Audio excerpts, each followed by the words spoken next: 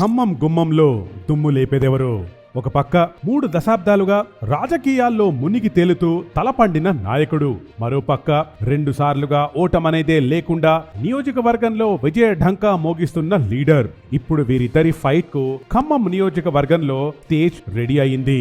అయితే 2014లో జరిగిన close fight లో త్రుటిలో విజయం చేజార్చుకున్న సీనియర్ లీడర్ ఈసారి రివెంజ్ తీర్చుకుంటారా, లేక నియోజకవర్గ ఎమ్మెల్యేగా ఖమ్మం గుమ్మంలో హ్యాట్రిక్ కొట్టాలనుకుంటున్న అధికార పార్టీ స్ట్రాంగ్ లీడర్ సక్సెస్ కాగలుగుతారా? అసలు ఖమ్మం ఓటర్ల తీర్పు ఎటువైపు ఉండబోతోంది? ఏ లీడర్ను విజయం వరించబోతోంది? ఈ రోజు మన ఓటర్ వీడియోలో మీకోసం. తెలంగాణ అసెంబ్లీ ఎన్నికల వార్లో ఖమ్మం నియోజకవర్గం హాట్ సెగ్మెంట్ గా మారింది. కాంగ్రెస్ అభ్యర్థి తుమ్మల నాగేశ్వరరావు, బీఆర్ఎస్ అభ్యర్థి మంత్రి పువ్వాడ అజయ్ కుమార్ల మధ్య ఓల్డ్ రైవలరీ ఉండడం, ఇద్దరు ఖమ్మంలో సీనియర్ లీడర్లు, బలమైన సామాజిక వర్గానికి చెందిన వారు కావడం ఇక్కడ ఫైట్ టగ్ ఆఫ్ వార్ లా మారింది. అయితే ఎవరు గెలుస్తారనే దానిపై చర్చించే ముందు అసలు ఖమ్మం నియోజకవర్గం గురించి తెలుసుకుందాం. ఖమ్మం ప్రత్యేకత: దుర్మార్గులైన అప్పటి నైజాం నవాబుల పాలనకు వ్యతిరేకంగా పోరాడిన ఎంతో మంది సాయుధ రైతులు ఖమ్మం ప్రాంతానికి చెందినవారే. అందుకే ఎంతో మంది సాయుధ రైతాంగ పోరాట యోధులు, నాయకులకు పుట్టినిల్లుగా ఖమ్మం చరిత్రలో నిలిచిపోయింది. అందుకే పచ్చని అడవులు, జీవనది గోదావరితో కళకళలాడే సస్యశ్యామల ప్రాంతమైన ఖమ్మం రాజకీయ చైతన్యం కూడా ఎక్కువే. ఇక ఇక్కడి సాగు గురించి మాట్లాడుకుంటే ఇక్కడ రూరల్ ప్రాంతంలోని వాతావరణం మిరప, పొగాకు, మామిడి, అరటి, ముంతమామిడి, కొబ్బరి, పామాయిల్, కోకో, వరి, మిరియాలు మొదలైన పంటలకు అనుకూలంగా ఉంటుంది. అలాగే హార్టికల్చర్ డిపార్ట్మెంట్ సహకారంతో పండ్లు, కూరగాయలు, పూలు సాగు చేస్తూ వాటి విత్తనాల ఉత్పత్తి, పంపిణీ చేస్తుంటారు రైతులు. ఖమ్మం పొలిటికల్ డెమోగ్రఫీ: ఖమ్మం జిల్లాలోని 5 నియోజకవర్గాలలో ఖమ్మం అసెంబ్లీ నియోజకవర్గం ఒకటి. ఖమ్మం నగరంతో పాటు కూడిన అర్బన్ సెగ్మెంట్ ఇది. ఈ సెగ్మెంట్ పరిధిలో ఖమ్మం అర్బన్, ఖమ్మం రూరల్ మండలాలు ఉన్నాయి. ఇక్కడ మొత్తం 3,08,403 మంది ఓటర్లు ఉండగా అందులో 1,48,830 పురుష ఓటర్లు, 1,59,527 మహిళా ఓటర్లు ఉన్నారు. ఖమ్మం పొలిటికల్ హిస్టరీ: కమ్యూనిస్టులకు కంచుకోట లాంటి నియోజకవర్గం ఖమ్మం నియోజకవర్గం. ఎంతలా అంటే ఇప్పటి వరకు ఈ నియోజకవర్గంలో 14 సార్లు అసెంబ్లీ ఎన్నికలు జరగ్గా అందులో 8 సార్లు కమ్యూనిస్టు పార్టీలకే ఓటర్లు పట్టం కట్టారు. ఆ తర్వాత కాంగ్రెస్ 3 సార్లు, పీడీఎఫ్, టీడీపీ, టీఆర్ఎస్ ఒకసారి విజయం దక్కించుకున్నాయి. 2014లో ప్రత్యేక రాష్ట్రంగా తెలంగాణ ఏర్పడిన తర్వాత రాష్ట్ర వ్యాప్తంగా తెలంగాణ రాష్ట్ర సమితి ప్రభంజనం కొనసాగినా ఇక్కడి ఓటర్లు మాత్రం కాంగ్రెస్ పార్టీనే గెలిపించడం ప్రత్యేకంగా చెప్పుకోవాల్సిన విషయం. అయితే 2014లో కాంగ్రెస్ పార్టీ తరపున గెలిచిన పువ్వాడ అజయ్ కుమార్ 2016లో టీఆర్ఎస్ పార్టీలో చేరి 2018 అసెంబ్లీ ఎన్నికల్లో గులాబీ పార్టీ తరపున బరిలోకి దిగారు. అయినప్పటికీ ఇక్కడి ఓటర్లు ఆయన్నే గెలిపించుకున్నారు.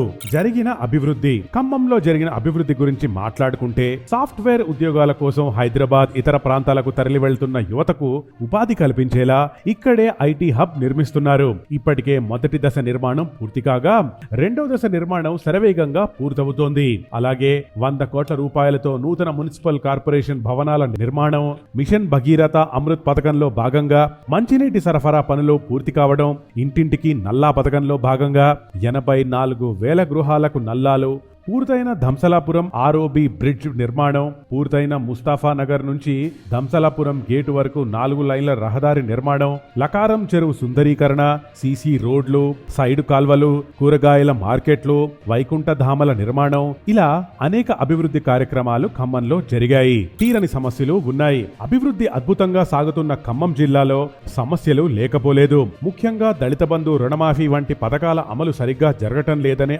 ఆరోపణలు వస్తున్నాయి. డబుల్ బెడ్రూమ్ ఇళ్ల నిర్మాణం పూర్తయినా అర్హులైన లబ్ధిదారులకు అందజేయడం లేదనే ఆరోపణలు ఉన్నాయి. అలాగే ఇక్కడ ప్రధానంగా డ్రైనేజీ సమస్య ఎక్కువగా ఉంది. అంతేకాకుండా అభివృద్ధి అంతా నగరంలో జరుగుతోందని, గ్రామీణ ప్రాంతాల్లో మౌలిక సదుపాయాలు కూడా కల్పించడం లేదనే భావన కనిపిస్తోంది. వీటికి తోడు ఇసుక mafia, transport mafia, land mafia పెరుగుతున్నాయని విమర్శించే వాళ్లు లేకపోలేదు. హ్యాట్రిక్ కోసం పువ్వాడ 2014, 2018 ఎన్నికల్లో ఖమ్మం నియోజకవర్గంలో ఎన్నికల్లో ఎమ్మెల్యేగా పోటీ చేసి గెలిచిన పువ్వాడ అజయ్ ఈసారి కూడా గెలిచి హ్యాట్రిక్ కొట్టాలని ఆశగా ఉన్నారు. 2012లో వైఎస్ఆర్ కాంగ్రెస్ పార్టీతో రాజకీయ ప్రస్థానం మొదలుపెట్టిన పువ్వాడ పార్టీ ఖమ్మం జిల్లా అధ్యక్షుడిగా, నియోజకవర్గ ఇన్ఛార్జిగా పనిచేశారు. ఆ తర్వాత 2013లో కాంగ్రెస్ లో చేరి 2014 ఎన్నికల్లో టీడీపీ అభ్యర్థి తుమ్మల నాగేశ్వరరావుపై గెలిచి ఎమ్మెల్యేగా తెలంగాణ అసెంబ్లీలో అడుగుపెట్టారు. 2016లో బీఆర్ఎస్ పార్టీలో చేరి 2018 ఎన్నికల్లో ఆ పార్టీ టికెట్ పైనే ఖమ్మంలో మరోసారి ఎమ్మెల్యేగా గెలిచారు. కేసీఆర్ కేబినెట్ లో మంత్రి పదవి కూడా దక్కించుకున్నారు. ఇక ఇప్పుడు మళ్లీ టీఆర్ఎస్ తరపున బరిలోకి దిగుతున్న పువ్వాడ హ్యాట్రిక్ కోసం గట్టిగానే ప్రయత్నిస్తున్నారు. పువ్వాడపై తుమ్మల రివెంజ్ తీర్చుకుంటారా? 1982 నుంచి తెలుగుదేశం పార్టీ నాయకుడిగా తుమ్మల నాగేశ్వరరావుకు తిరుగులేని ఇమేజ్ ఉంది. దాదాపు 30 ఏళ్ల నుంచి రాజకీయాల్లో కొనసాగుతున్నారాయన.